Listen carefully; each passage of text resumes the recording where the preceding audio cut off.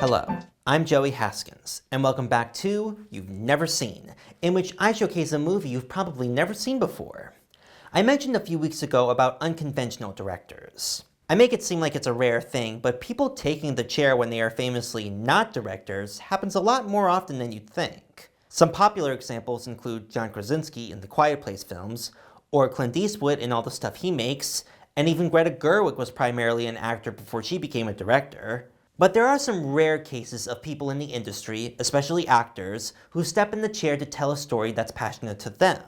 Which brings me to the director of today's film, Robert De Niro. De Niro, by the early 90s, had become one of the most acclaimed actors in the industry. He was a 6-time Oscar nominee, 2 of which were wins, and has starred in some of the most beloved films in history, especially in the gangster movie genre. Goodfellas, The Godfather, Casino, The Untouchables. He'd done it all. So it kind of seems fitting that his directorial debut is also a gangster film. But not one that you're used to.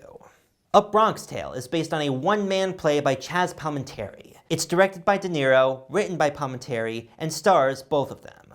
The film is a gangster movie, but it's more of a coming-of-age film. It tells the story of a young kid named Calogero, an Italian-American who lives in the Bronx in the 60s with his bus driver father Lorenzo, played by De Niro. Lorenzo tries to teach Calogero the ways of being a man and working in America, but Calogero's attention is drawn to a local crime boss named Sonny, played by Palminteri. When Sonny starts to take an interest in Calogero, Lorenzo tells his son to stay away from the gangsters because they are bad men. But Calogero's interest leads him to start hanging out with Sonny, who calls him C. The first half of the movie tells of C at a young age as he meets Sonny, while the rest tell of him as a teenager and is on the verge of being involved with gangs.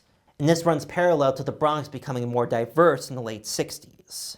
As Calogero's friends want to demonstrate their racism for the world to see, he falls for a girl at his school named Jane. He's also still meeting up with Sonny, who's been keeping order in the neighborhood as racial tensions rise. But Calogero's father is starting to become wise to his son hanging out with Sonny.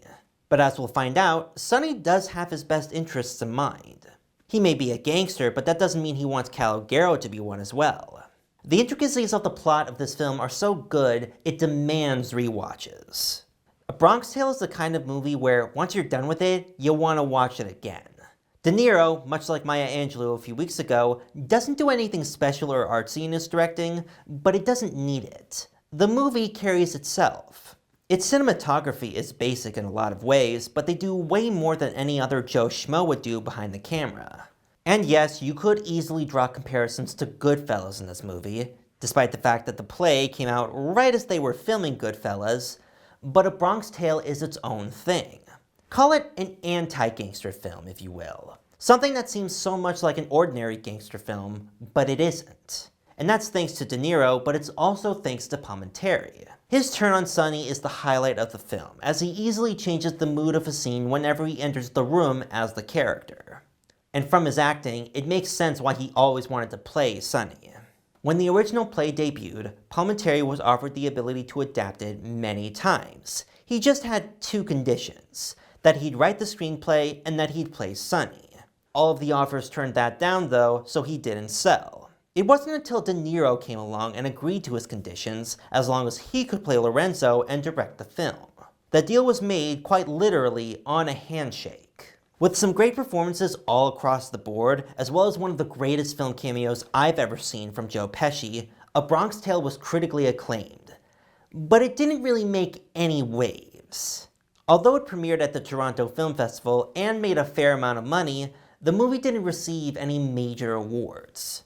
And yet, the film quickly became an underground classic and has developed a legacy for a very personable film by Palminteri. Because, if you research this film, you'll find that Chaz Palminteri's real name is Calogero Lorenzo Palminteri.